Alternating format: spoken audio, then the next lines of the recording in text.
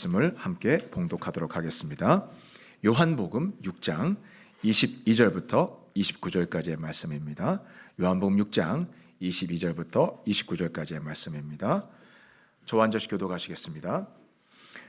이튿날 바다 건너편에 서 있던 무리가 배 한 척 외에 다른 배가 거기 없는 것과 또 어제 예수께서 제자들과 함께 그 배에 오르지 아니하시고 제자들만 가는 것을 보았더니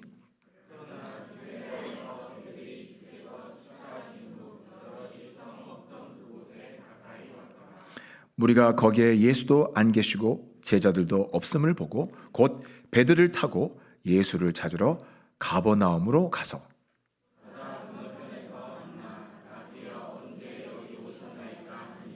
예수께서 대답하여 이르시되 내가 진실로 너희에게 이르노니 너희가 나를 찾는 것은 표적을 본 까닭이 아니요 떡을 먹고 배부른 까닭이로다.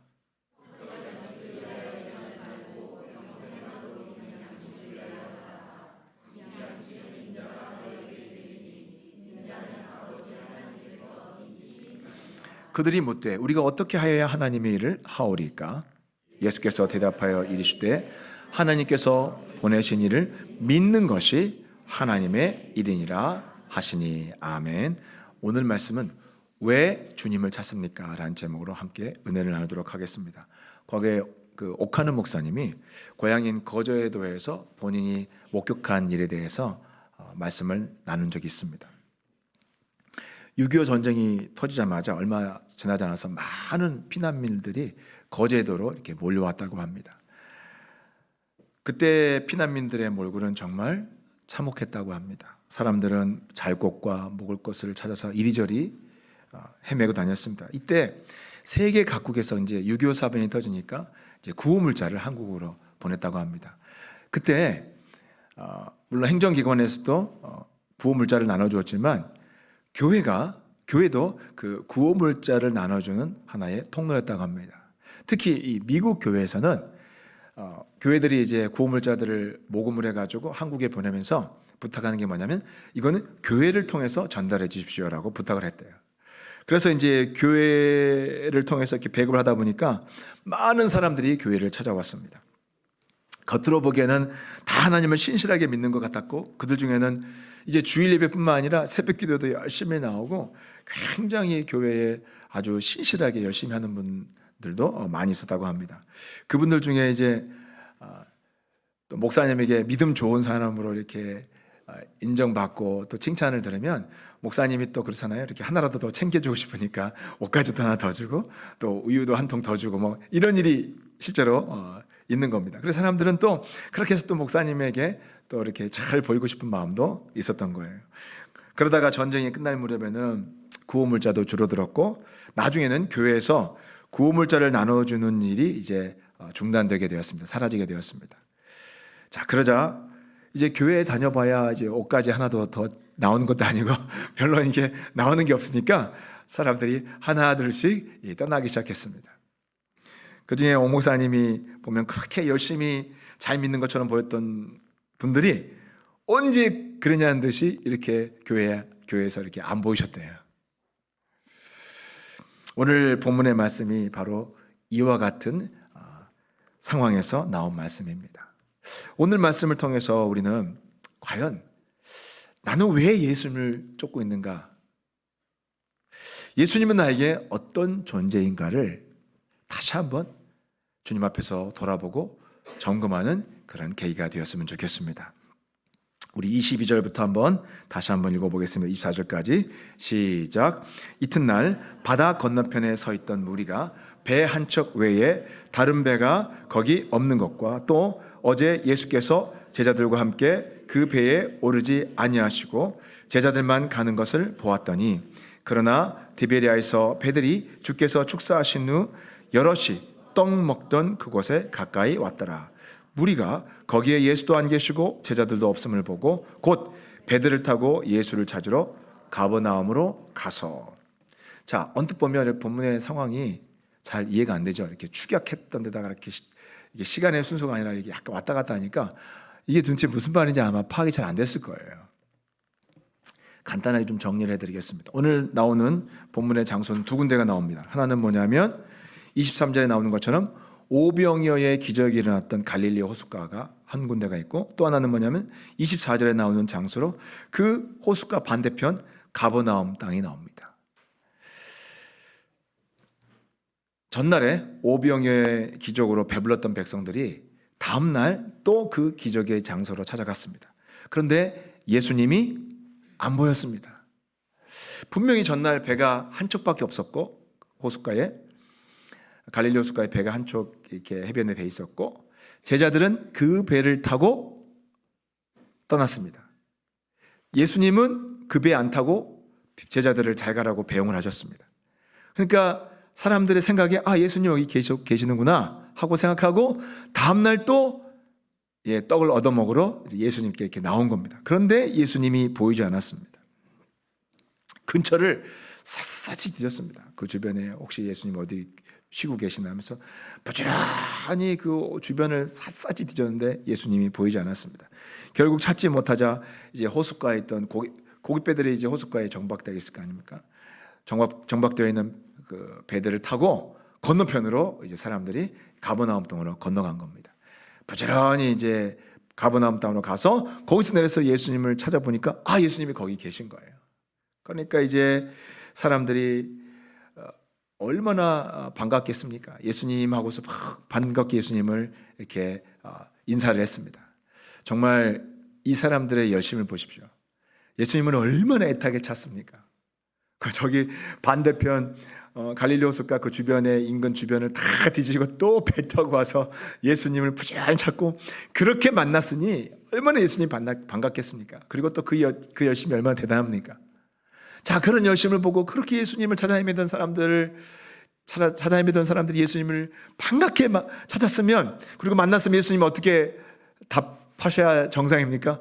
반갑게 어이구 고생 많이 했다, 나를 이렇게 찾았구나 라고 말씀하셔야 될 거 아니에요. 그런데 예수님의 반응은 하나도 반가워하지 않으셨습니다.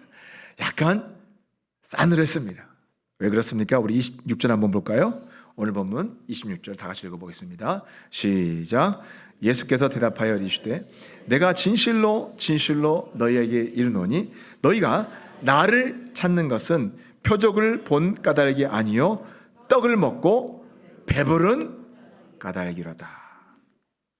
예수님은 이들의 열심을 칭찬하지 않으셨고 오히려 이들이 열심을 내는 근본 동기가 무엇인지를 드러내셨습니다. 사실 이 대화는 되게 불편해요. 이 지금 분위기 좋은 거 아니에요. 이런 대화를 예수님께로부터 기대했던 반응과 너무나 다른 반응이 오잖아요. 하지만 예수님은 이게 필요하셨기 때문에 이들의 방향을 바로잡기 위해서 예수님도 불편하시지만 그들의 그런 동기를 지적하셔야 했습니다. 이게 주님이에요.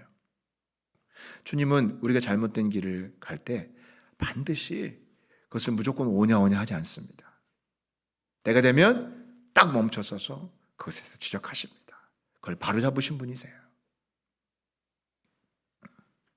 주님은 뭐라고 하십니까? 너희가 나를 이렇게 열심히 쫓아다니는 것은 표적 때문이 아니라 오로지 떡 때문이라고 예수님은 지적하셨습니다. 표적이 뭡니까? 표적은 단순히 어떤 초자연적인 기적만을 말하는 것이 아니라 표적은 의미를 갖습니다.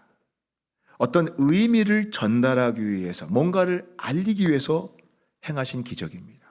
그러니까 일반적인 기적과 달라요. 도대체 예수님은 뭘 알리고 싶어 하셨을까요? 뭘 알려주고 싶어 하셔서 예수님은 이런 표적들을 하셨습니까? 바로 구약 성경에서 예언됐던 메시아, 우리의 죄를 구원하여 주실 분이 곧 오신다고 하셨는데 수많은 선지자들을 통해서 그렇게 예언하고 또 성경이 그분을 기다리라고 계속 말씀하셨는데 바로 예수님이 그분이라는 거예요. 구약에서 예언되었던 바로 구원자가 바로 자신이라는 것을 입증하기 위해서 그것을 가르쳐주기 위해서 표적을 행하셨던 것입니다. 그런데 사람들은 오병이어의 기적이 가르쳐주는 의미에는 관심이 없었습니다. 오병이어를 통해서 사람들이 예수님 어떤 기대를 하십니까? 오병이어의 기적을 보고 우와, 바로 우리가 메시아를 만났다. 구약 성경에 우리의 영혼을 구원해 줄 그분이 이제 진짜로 나타났구나. 예수님은 우리의 구주가 되십니다. 예수님, 이제 우리의 영혼을 인도하실 우리의 주인이십니다. 우리의 왕이십니다. 라고 이렇게 예수님을 찾을 줄 알았어요. 그런데 의외로 그들의 관심은 예수님이 누구인가에는 관심이 없었어요. 그냥 떡집 주인을 만난 거예요. 떡집 사장을 만난 거예요. 떡을 무한히 공급해 줄 수 있는 떡집 사장을 만난 겁니다. 딱 거기까지입니다. 자, 떡집 사장이니까 만일 떡이 안 나오면 어떻게 되겠어요? 예, 헤어지는 거예요. 금세 헤어질 결심을 하고 헤어지는 겁니다. 그래서 예수님이 그들에게 그것을 지적하신 겁니다.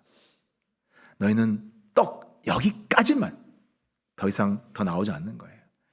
그 표적을 보고 떡 그것만 딱 찾고 거기서 끝나는 거예요. 예수님께 더 나오지 않는 거예요. 예수님에 대해서 더 관심을 갖지 않습니다.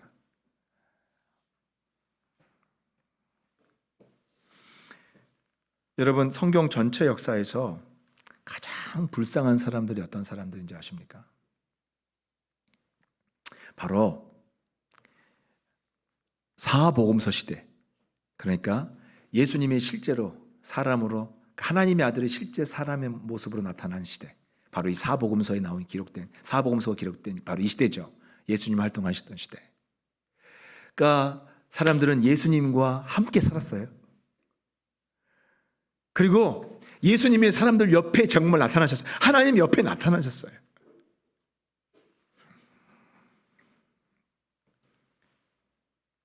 그런데도 예수님을 옆에 두고도 생명을 얻지 못한 사람들입니다. 그 사람들이 정말 성경 역사 전체에서 가장 불쌍한 사람들입니다. 여러분, 구약 성경에 아브라함도 예수님이 그렇게 말씀하셨죠. 아브라함도 나의 때에 볼 것을 바라보고 사모했다고 그랬잖아요. 아브라함도 모세도 그리고 다윗도 그리스도를 바라보고 사모했어요. 그리고 수많은 선지자들도 언제나 예수님이 오시나, 예수님이 오실 것을 간절히 바라보고 그렇게 사모했어요. 기다리다가 그들은 만나지 못하고 죽었어요. 다음 세대는 오려나, 또 그 다음 세대에는 또 우리 시대에 오시려나, 그리고 또 이 시대에 보지 못하고 그리스도를 보지 못하고 죽는구나, 너무 안타깝다. 하나님 보내신다고 했는데 너희 시대는 아마 예수님 오실 거야 이러고 죽었어요.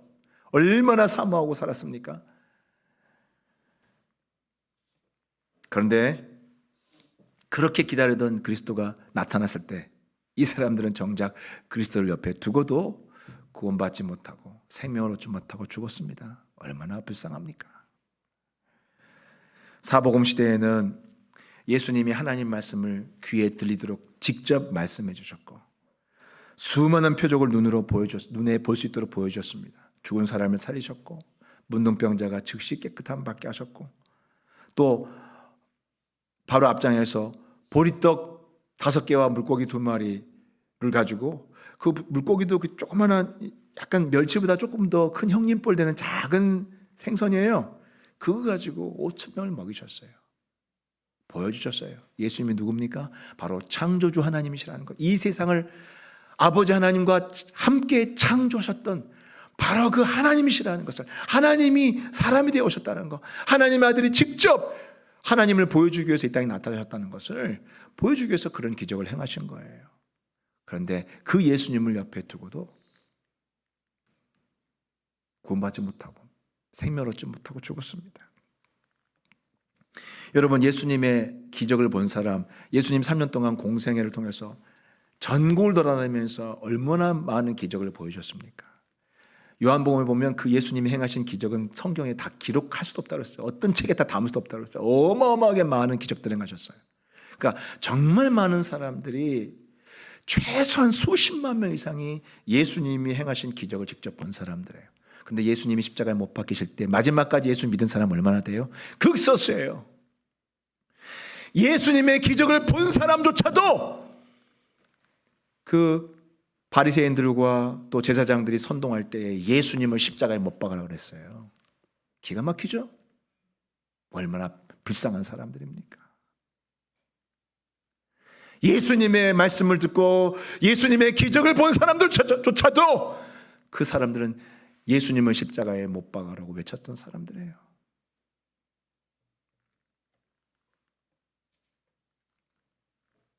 정말 불쌍한 사람들입니다. 그런데 이런 일이 오늘날에도 똑같이 일어나고 있습니다. 지금 신약의 교회 시대에 가장 불쌍한 사람들은 누굴까요? 믿지 않는 불순자들이 아니에요. 그 사람들은 이제 물론 그 사람들도 불쌍하지만 그 사람들보다 더 불쌍한 사람들이 있어요. 그 뭐냐면 교회에는 나오는데 예수님을 믿지 않는 사람들이에요. 어렸을 때부터 교회는 다녔는데 예수님을 믿지 않는 사람들, 예수님을 알지 못하는 사람들, 예수님을 만나지 못하는 사람들이에요.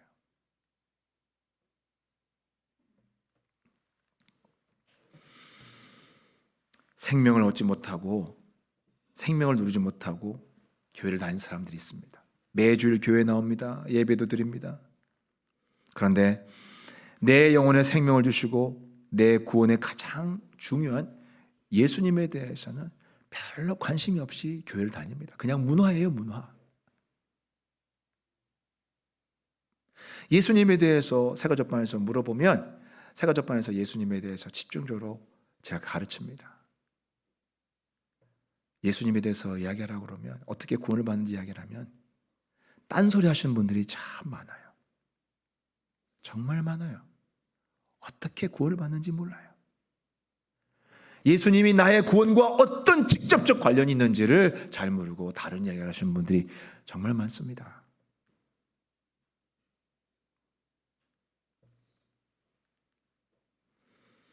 많은 사람들이 교회에 나오는 목표와 동기가 잘못되어 있습니다. 어떤 사람은 사업이 어려울 때 누가 교회 다니면 사업 잘 된다고 하니까 그럼 나도 한번 교회 다녀볼까 하면서 나오신 분들이 있어요. 또 어떤 청년은 교회 가면 예쁜 자매들이 많다고, 괜찮은 자매들이 많다고 그렇게 해서 교회 나온 청년도 있어요. 저도 마찬가지였습니다. 저는 대학에 합격하고 나서 등록금을 구하지 못했어요. 등록금을 구할 방법이 없었어요. 그때 전 교회 안 다니고 있었어요. 너 교회 가봐. 교회 가서 기도하면 하나님이 응답해 주셔.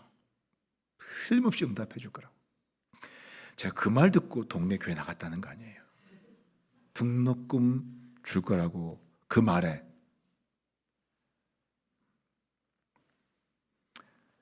정말 다양한 이유로 교회에 나옵니다. 저도 그랬고 저는 그럴 수 있다고 생각합니다. 그런데 중요한 것은 저도 그렇게 시작했지만 예수님께로 잘 안내를 받았고 예수님을 만났고 예수님을 믿었고 예수님 때문에 제 인생이 완전히 송두리째 바뀌었습니다. 그래서 담임 목사와 교회의 역할이 정말 중요합니다. 담임 목사는 교회 안의 성도들이 예수님을 제대로 믿는가, 그리고 예수님께 대해서 관심이 있는가, 그리고 예수님과 어떤 관계를 맺고 지금 신앙생활을 하고 있는가를 항상 감시하고 그리고 체크하고 점검하는 역할을 하라고 하나님이 목사를 세우신 거예요. 목회자의 역할이 그거예요.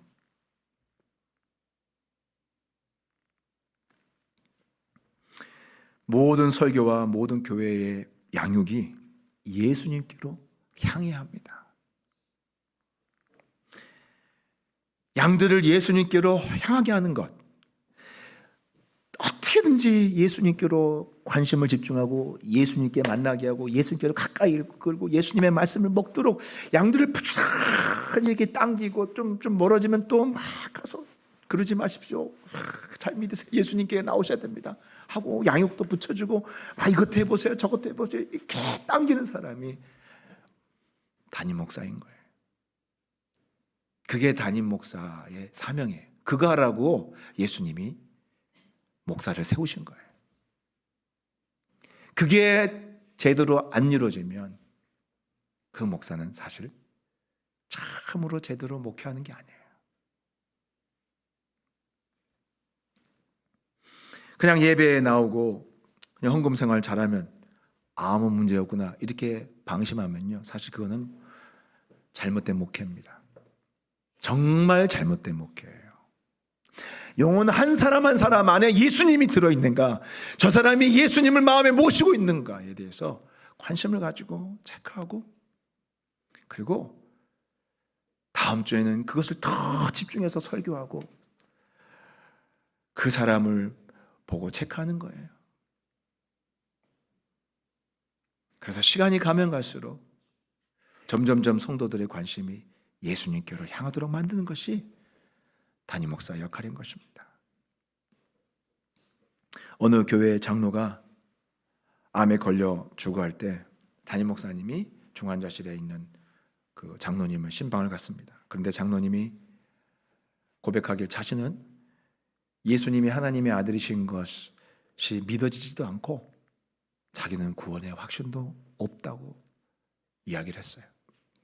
그리고 죽는 것이 정말 두렵다고 그렇게 신방 온 목사님께 고백을 했어요. 그러니까 목사님이 마음이 무너져 버렸어요. 장로님이 그런 이야기를 했으니 어떻게 되겠습니까? 너무나 충격을 받고 낙심했다는 이야기를 들었습니다. 그 장로님은 교회에서 봉사도 잘하고 그리고 어려운 사람들도 잘 돕고 아주 진짜 훌륭한 분이었어요. 그분이 하는 그런 신앙의 행동들을 보면 너무나 훌륭한 분이었어요. 그러니까 장로님을 세웠죠. 그렇게 겉으로 보이는 봉사와 열심을 보고 장로로 세웠습니다. 그런데 그분이 정말 예수님을 믿는가? 예수님과 어떤 관계를 맺고 사는가에 대해서는 목사님도 체크를 안 했던 거예요. 어쩌면 그러면 이제 교회에 사실은 시스템에 문제가 있는 거예요. 그게 체크가 안 되는데 장로가 될 수 있다는 자체가 이미 시스템에 문제가 있는 거예요.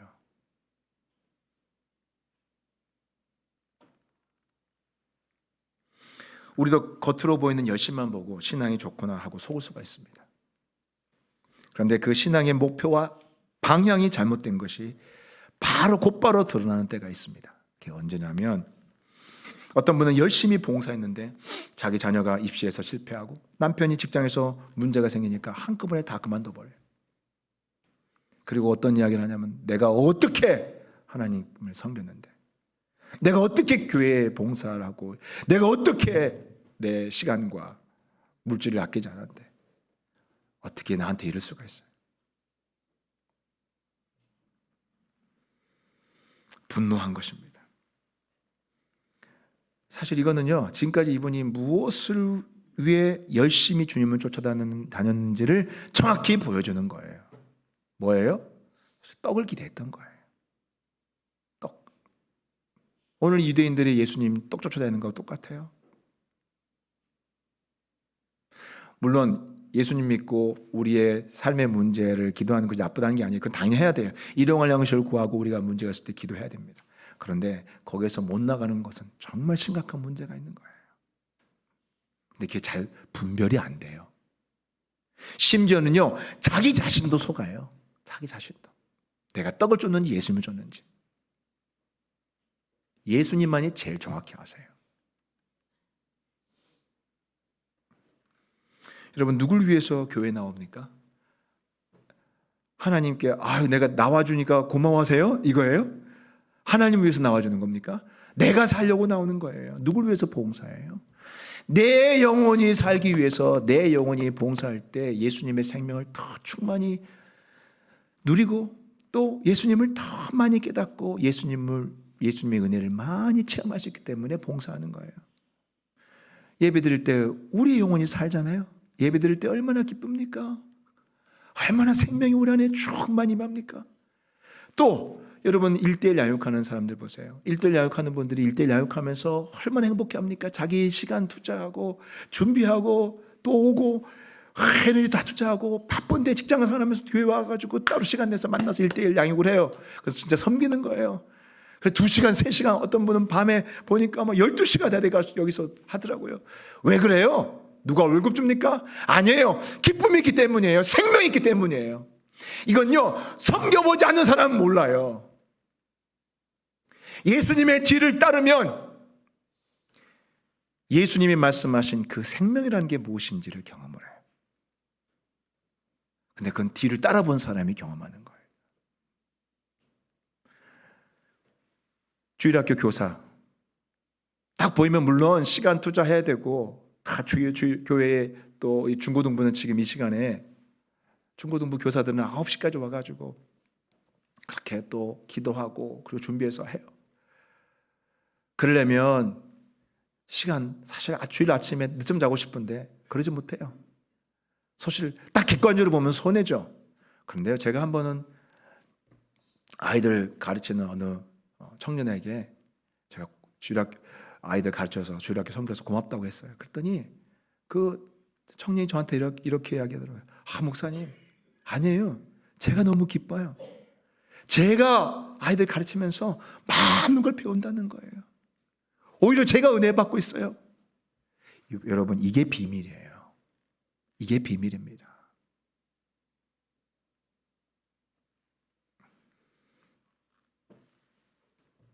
또 어떤 분은 열심히 새벽기도 나오고 주차 봉사하면서 섬겼습니다. 그런데 장로 임직에서 탈락했습니다. 그러니까 바로 교회를 떠나버립니다. 주님이 아니라 떡을 바라보고 쫓은 것입니다. 바로 이런 때에 그 사람이 무엇을 쫓았는지가 그대로 드러나는 것입니다. 작년에 한국 한목협이라는 데서 한국 갤럽 설문조사한 데 있잖아요. 거기에 의뢰해서 성인 9,000명을 대상으로 조사한 통계를 발표했습니다. 지금 우리나라 기독교 인구가 1,000만으로 우리는 알고 있지만 지금 770만, 200만 명, 200만 명 정도에 줄어든 770만 명 정도라고 합니다. 거기다가 이제 본인이 크리스찬이라고 답했는데 교회는 나가지 않는다고 답한 비율이, 그러니까 소위 말하는 가나안 성도의 비율이죠.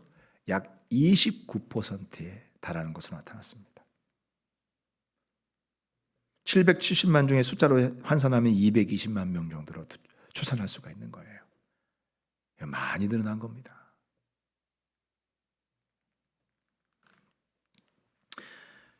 이렇게 가나안 성도들이 늘어나는 것에는 아마 여러 가지 사정과 이유가 있을 것입니다.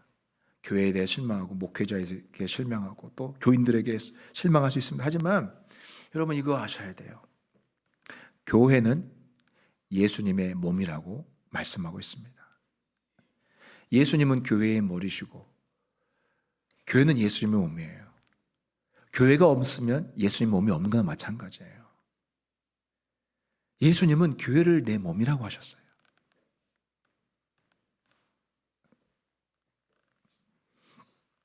교회를 등지는 것은 주님을 등지는 겁니다. 이게 정말 심각한 거예요. 물론 어느 교회 공동체가 본인하고 맞지 않고 또 힘들 수 있어요. 그러면 빨리 자기에게 맞는 공동체를 찾아가면 돼요. 그것을 핑계로 교회를 나가지 않는 그것은 영적으로 굉장히 심각하게 자기 영혼을, 생명을 해치는 거예요. 마귀는요, 우는 사자와 같이 삼킬 자를 찾습니다. 양무리에서 떨어진 양을 첫 번째 1순위 타겟으로 삼습니다. 절대로 가만두지 않습니다. 교회 안에 열심히 다녀도 어떻게든지 교회의 무리에서 양무리에서 떼놓으려고 그렇게 난리를 치는데 양무리에서 이탈된 양은 어떻게 되겠습니까? 한번 상상을 해보십시오. 이건 말할 필요 없습니다. 정말 온갖 시험과 악한 영들이 그를 확 붙잡기 위해서 난리를 칩니다. 그리고 그의 마음에 들어와서 장악을 해버립니다. 정말 나중에 교회 가려고 그러면 안 가져요. 안 움직여요. 그리고 상황이 희한하게 교회 못 가는 상황이 계속해서 만들어집니다. 한 달이 1년 되고 1년이 10년 되고 20년, 30년 금방 갑니다.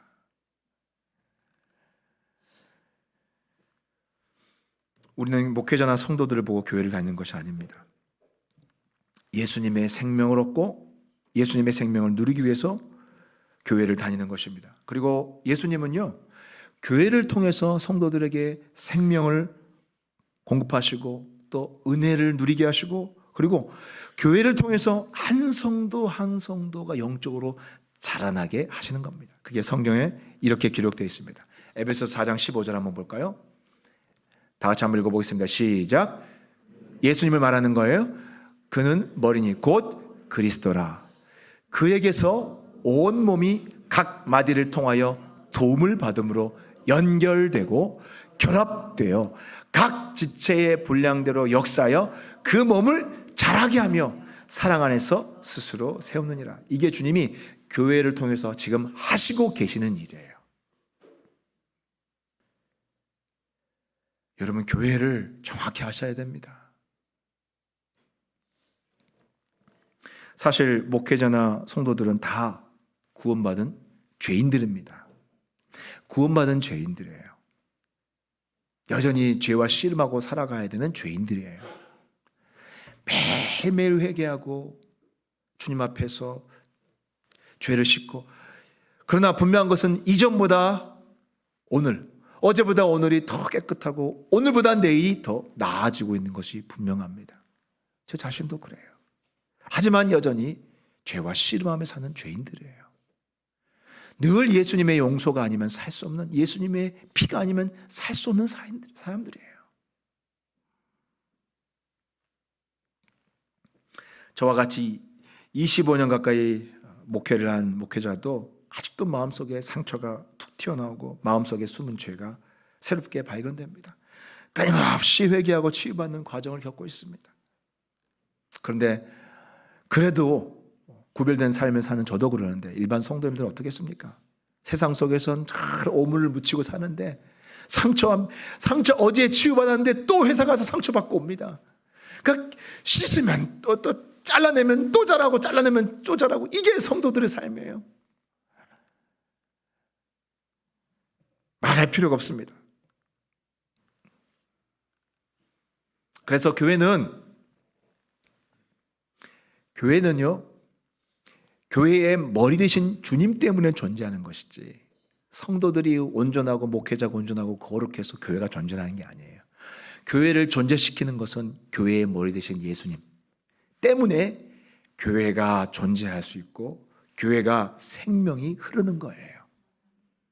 예수님을 빼면 교회는 아무것도 아니에요.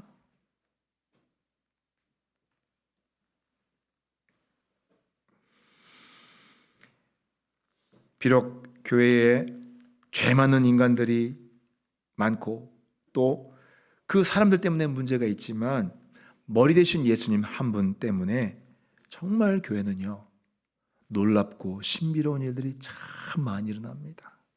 사람들이 살아나고 치유받고 또 은혜 받고 그리고 변화가 됩니다. 못된 짓 했던 사람들이 그 나쁜 버릇들을 끊고 가정이 변화하고 사람이 변화한 일들이, 그래도 이 교회의 머리 되신 예수님 한 분 때문에 그런 신비한 일들이 얼마나 교회에 많이 일어나는지 몰라요. 저도 참 신비한 게 뭐냐면, 주님은 이 죄인들을 통해서 역사하시는 것을 늘 경험하면서 느낍니다. 저 자신도 마찬가지예요. 저도 죄인 아닙니까? 그런데 주님이 저를 통해서 역사하시는 것을 많이 경험합니다. 교회에서 설교할 때, 제자 훈련할 때, 상담할 때, 성도들을 위해서 기도해 줄 때, 그때요, 분명히 저는요, 한 가지 확실히 경험하는 건 뭐냐면, 예수님이 제 안에서 움직이시는 것, 일하시는 것을 정말 생생하게 느낍니다. 어떤 성도는 우리 교회에 처음 온 날 수요 기도였는데 제가 기도할 때 그 성도의 마음에 아주 너무나 분명하게 하나님의 음성이 그 마음에 임하면서 펑펑 울고, 그날 마음이 시커멓게 눌렸던 그 마음이 회복되면서 우리 교회에 이제 정착하게 됐다고 하더라고요. 제가 알고 있습니까? 저는 아무것도 아니죠. 저는 통로에 불과해요. 또 어떤 성도는요, 기도회에서, 수요 기도회에서 그분을 위해서 이제 제가 가끔 이렇게 기도하잖아요. 주님의 마음을 주실 때 이렇게 성도들 이렇게 기도하는데, 그날 이렇게 기도하면서 그냥 제가 또 성령께서 마음에 감동을 주신 대로 방언으로 간절히 이렇게 기도를 하고 지나갔습니다. 그런데 나중에 그 성도님이 저한테 간증한 게 이거예요. 제가 이렇게 방언으로 이렇게 기도하는데 그분은 방언을 하지 않기 때문에 모르는 거예요. 그냥 모르는 말로 기도 시작하는데, 그런데 조금 있으니까 너무나 또렷한 음성으로 내가 너한테 뭘 해주길 원하느냐, 이렇게 또렷한 음성으로 아랍어로 들렸대요. 아랍어로. 이분이 아랍어 전공이고 아랍 문화원에서 일하신 분이기 때문에 자기가 그 아랍인들하고 같이 직장에서 일하면서, 근데 그 아랍어가 쓰는 표현이 일반적인 다른 직원들이 쓰는 표현이 아니라 자기만이 쓰는 그런 표현을 똑같이 자기 귀에 들리도록 내가 너한테 뭘 해주기를 원하느냐 라고 반복해서 물으셨대요. 저는 지나갔죠. 그리고 저는 나중에 다시 그분을 만나는데, 근데 그분이 저 만난 다음에 끝나고 나서 복도에서 마주쳤는데 또 제가 그분한테 그러더랍니다. 성도님, 하나님께서 우리 자매님이 하나님께 구하기를 원하시는 것 같다고 제가 그렇게 말했다는 거예요. 그러니까 깜짝 놀란 거죠. 왜요? 자기가 들었던 음성, 아랍어 음성과 똑같은 말을 제가 다시 해주는 거예요. 제가 알았겠습니까? 저도 모르죠. 몰라요. 그런데 그 일이 있고 난 후에 지금도 제가 이렇게 그분을 보면 그분이 그때 그 이야기를 해주더라고요. 나중에 그때 자기가 그때 그럼 무엇을 구했냐면, 그때 그 음성이 들리니까 하나님 성령을 주세요. 성령을 구했답니다. 성경에 성령을 구하라고 그러잖아요. 그래서 성령을 구했답니다. 그러고 나서 지금까지 이분이 성령 체험을 굉장히 많이 했더라고요. 성령의 체험을 많이 했어요. 그 기도에 응답해 주신 거예요. 여러분, 이런 일이 일어나는 곳이 교회예요. 인간적으로 보면 참 부족하고, 정말 보면 너무나 부족한 사람들이 모였어요. 약점을 보면 많죠. 인간적으로 보면 약점이 많습니다. 그런데 이런 죄 많은, 이런 약점 많은 인간들을 사용하셨어. 우리가 비록 아무리 약점이 많더라도 우리 주님은요, 그게 신비한 거예요. 이런 자들을 통해서 여러분에게 은혜를 공급하신다라는 거예요. 여러분이 필요할 때 여러분에게 은혜를 주시고, 여러분이 필요할 때, 여러분 아픔과 상처에 고통받을 때 놀랍게도 주님의 은혜가 임하셔서 여러분들의 마음을 치유하고 상처를 싸매주고 회복되고 병이 치유받고 응답받고 하나님의 은혜를 알도록 하신다는 거예요. 그게 교회예요. 그리고 예수님이 교회의 머리가 되시기 때문에 그런 일들이 일어나는 거예요. 오직 예수, 그분 한 분 때문에 일어나는 일인 거예요.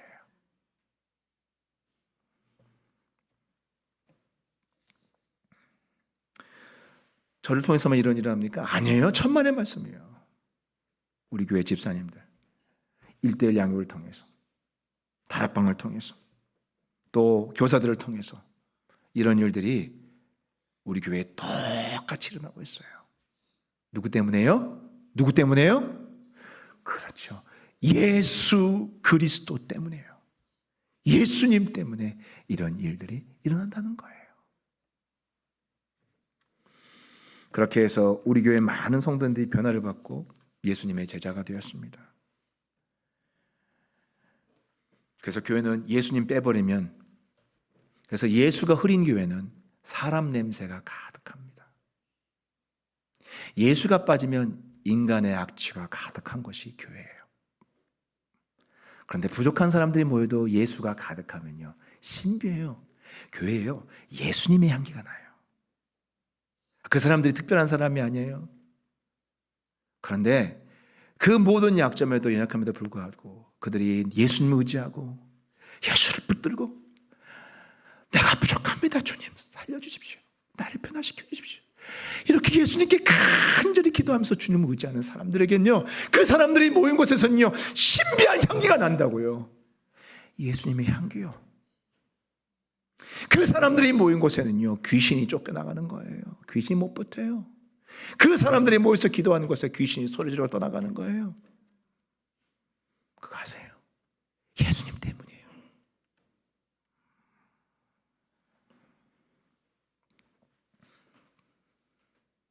그런데 오늘 본문의 유대인들은 예수님이 누구이신가?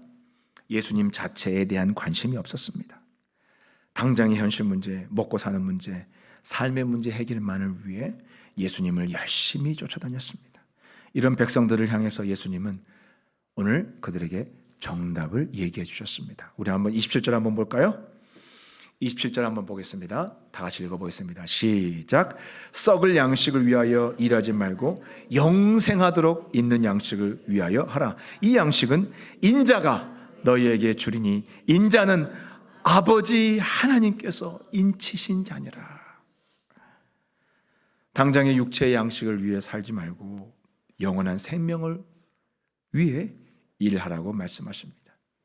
며칠 전에 한 영상에서 500억 자산가인데 위암 말기에 6개월 시한부 선고를 받은 분의 그 이야기를 사업을 하는데 젊더라고요. 40대인데 그분의 이야기를 보았습니다.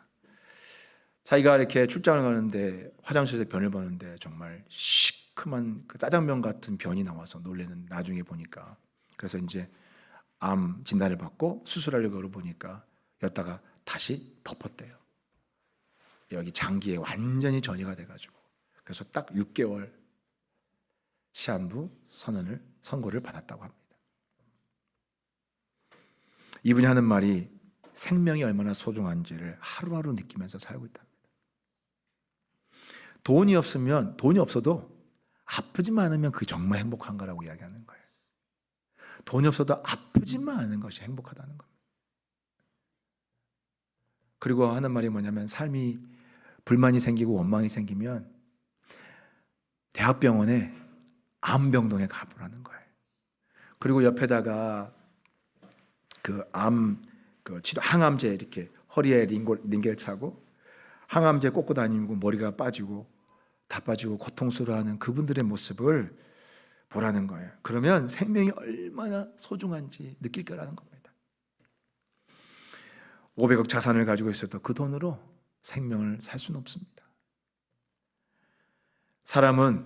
우리는 그런 이야기를 들어도 그래서 성경에서 지혜로운 사람은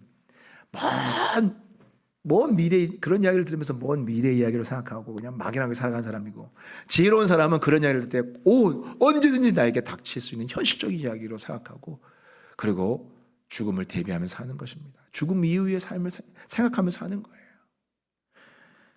영원한 나라, 죽음의 순간이 오기 전에 영원한 나라, 천국을 준비하고 사는 거예요. 그게 지혜로운 사람이죠. 이 영원한 생명은 누가 주신다고 오늘 말씀하고 있습니까? 예수님이? 그렇죠. 바로 오직 예수 그리스도께서만이 이 영원한 생명을 우리에게 주실 수 있는 분이라고 오늘 주님은 말씀하고 있습니다. 그러자 유대인들이 곧바로 되물었습니다. 자, 보세요. 자, 이 사람들이 뭐라고 되물었냐면, 그럼 우리가 생명의 양식을 얻기 위해서, 이 구원을 얻기 위해서 어떤 일을 해야 하는지를 예수님께 곧바로 물었습니다. 그랬더니 예수님이 28절에 이렇게 답하십니다. 다 같이 읽어볼까요? 시작. 그들이 묻되 우리가 어떻게 하여야 하나님의 일을 하오리이까? 예수께서 대답하여 이르시되 하나님께서 보내신 이를 믿는 것이 하나님의 일이니라. 여러분 놀랍지 않습니까? 여러분 하나님의 일을 하는 건 여러분 나가서 봉사하고 막 저기 노숙자들 이렇게 막 돕고 어떤 선행 봉사를 하는 것이 하나님이라고 많이 생각하잖아요. 근데 오늘 예수님 뭐라고 하셨어요? 예수님을 믿는 것이 하나님의 일이래요. 여러분 그렇게 생각하고 사셨습니까? 물론 다른 일도 봉사하는 것도 하나님의 일이 아니라는 게 아니에요. 하나님 일이죠. 그런데 가장 첫 번째 해야 할 하나님의 일인 거예요. 가장 중요한 하나님의 일인 거예요. 봉사도 섬김도 다른 모든 것도 예수님을 믿는 이 하나님의 일 위에 쌓여야지, 이것이 빠진 상태에서 다른 봉사나 일들은요 와장창 무너지는 거예요. 이것이 없으면 그 사람은 생명을 얻을 수가 없습니다. 제가 서두에 예수님을 믿지 않았던 장로님 이야기를 말씀드렸습니다. 평소 가난한 사람들에게 많이 베풀고 교회에서 여러 가지 봉사에 앞장서고 또 장로로서 열심히 예배에 빠지지 않고 새벽기도도 다 자리에 지켰던 그분을 보십시오. 하지만 예수를 믿지 않았습니다. 우리가 오늘 예수님이 그래서 하나님의 가장 중요한 일이, 첫 번째 우리가 해야 될 하나님의 일이 예수님을 믿는 것이라는 말씀이 오늘 다시 한번 우리의 마음에 피부로 와닿는 말씀인 거예요. 왜요? 목회자들은 만나면요 이런 황당한 일들을 목사님들 모이면 많이 들어요. 각 교회에서 일어난 일들이. 여러분, 제가 여러분들에게 설교를 말씀드리는 것은 여러 교회에서 일어난 일들을 실제의 사실은 그런 일들의 근거에서 여러분들에게 말씀을 드리는 거예요. 얼마나 황당한 일이 많이 일어나는지 몰라요. 예수님 말씀 그대로 일들이 얼마나 많이 일어나는지 몰라요. 예수님 믿으시기 바랍니다. 그것이 하나님의 일입니다. 하나님의 일을 하시기 바랍니다. 그것은 예수님을 잘 믿는 것입니다. 예수님, 우리가 첫 번째 해야 할 일은 예수님이 누구인지를 아는 것입니다. 예수님을 인격적으로 알아가는 것입니다. 또 예수님의 살과 피를 먹고 마시는 것이 예수님의 일을 하는 것입니다. 하나님의 일을 하는 것입니다. 우리 요한복음 6장 54절 한번 볼까요? 요한복음 6장 54절 다 같이 한번 읽어볼까요? 시작. 내 살을 먹고 내 피를 마시는 자는 영생을 가졌고 마지막 날에 내가 그를 다시 살리리니 내 살은 참된 양식이요 내 피는 참된 음료로다. 내 살을 먹고 내 피를 마시는 자는 내 안에 거하고 나도 그의 안에 거하나니. 그렇죠. 예수님 뭐라고 강조하십니까? 예수님의 살과 피를 먹고 마시라는 거예요. 예수님의 살과 피를 먹고 마신다는 게 뭘까요? 여러분, 가장 중요한 힌트가 요한복음. 이 말씀은 요한복음에 이미, 그러니까 요한복음의 말씀은요, 요한복음 안에 여러 장 안에 단서가 제공되어 있어요. 그 예수님의 말씀, 그 상징적인 말씀을 풀어내는 키가 요한복음 자체에 있어요. 예수님의 살과 피를 어떻게 먹을까요? 어떻게 예수의 살과 피를 먹어요? 원래 유대인들은 피를 먹습니까? 안 먹습니까? 피를 먹으면 그건 아주 부정한 일이에요. 절대 안 먹습니다. 근데 예수님은 막 먹으래요. 어떻게 해요?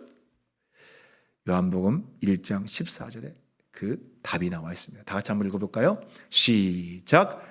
말씀이 육신이 되어 우리 가운데 거하심에 우리가 그의 영광을 보니.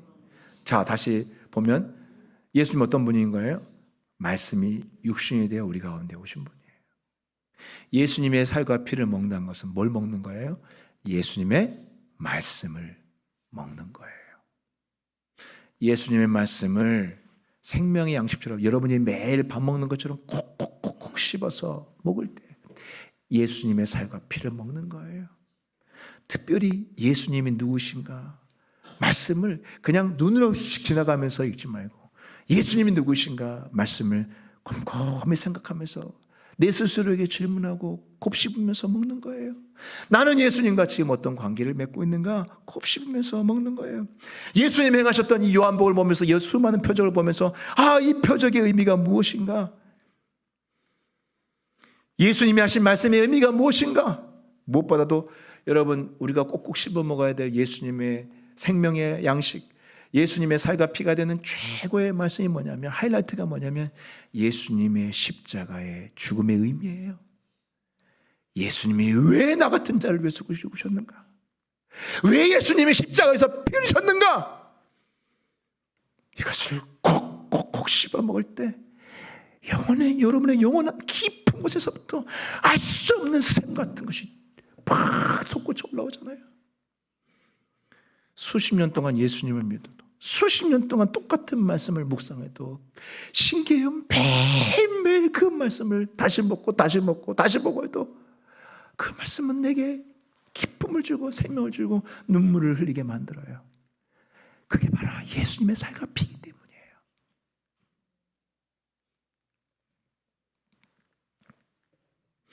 과거 전통적인 교회들도 참 귀하고 좋은 점이 많습니다. 한국 교회 전통적인 여러분들 아시죠? 전통적인 모습의 교회들. 하지만 치명적인 약점이 있어요.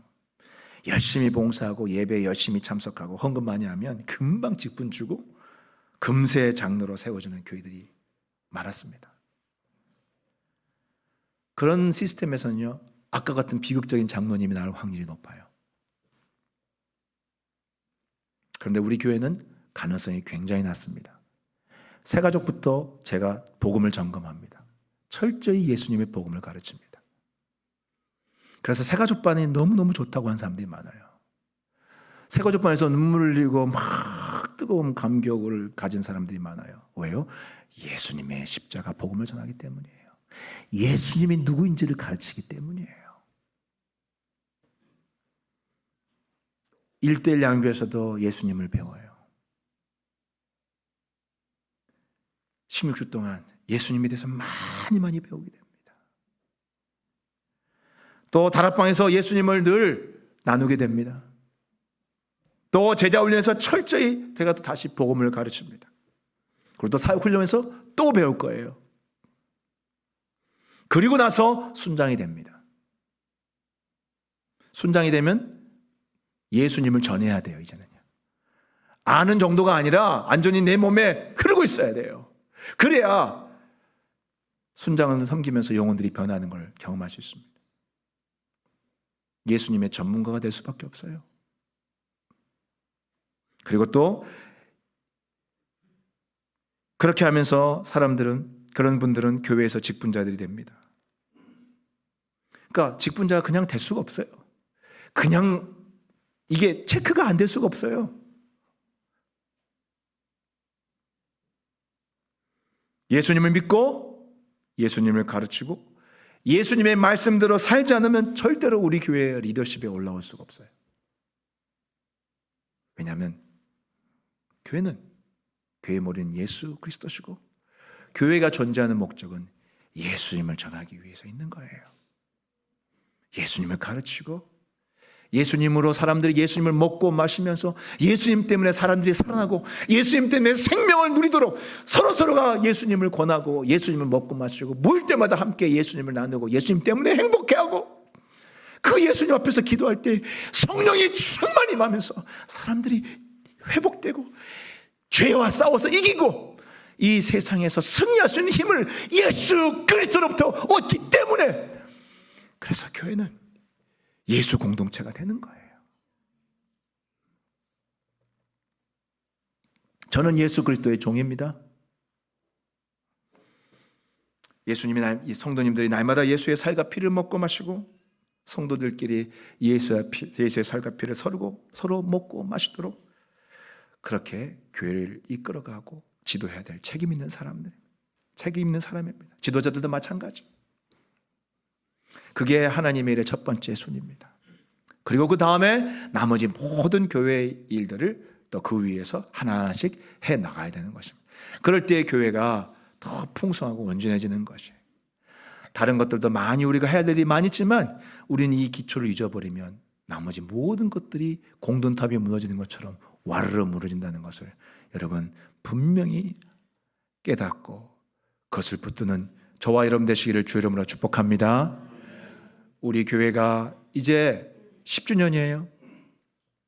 2.0 세곡 사랑의 교회 2.0으로 우리 교회가 또 한 단계 성장해야 됩니다. 정말 하나님은 너무 놀라우세요. 이 요한복음을 통해서 교회의 기초를 다시 한번 다지게 하셔서 곧 우리가 또 이사를 해야 되는데 그 이사를 앞두고 몇 달 있으면 이사를 해야 되는데 그 이사를 앞두고 이렇게 우리의 교회의 기초를 다시 한번 튼튼히 여러 가지 면에서 점검하게 하시니 얼마나 감사한지 모릅니다. 여러분 오늘 말씀을 우리 교회가 우리 교회 모든 성도들이 가슴속에 새기고 우리가 예수 그리스도의 기초 위에 예수님을 쫓는 교회와 성도들 되시기를 주 이름으로 축복합니다. 기도하겠습니다. 우리 지난 기도할 때에 주님, 오늘 우리 모두가 다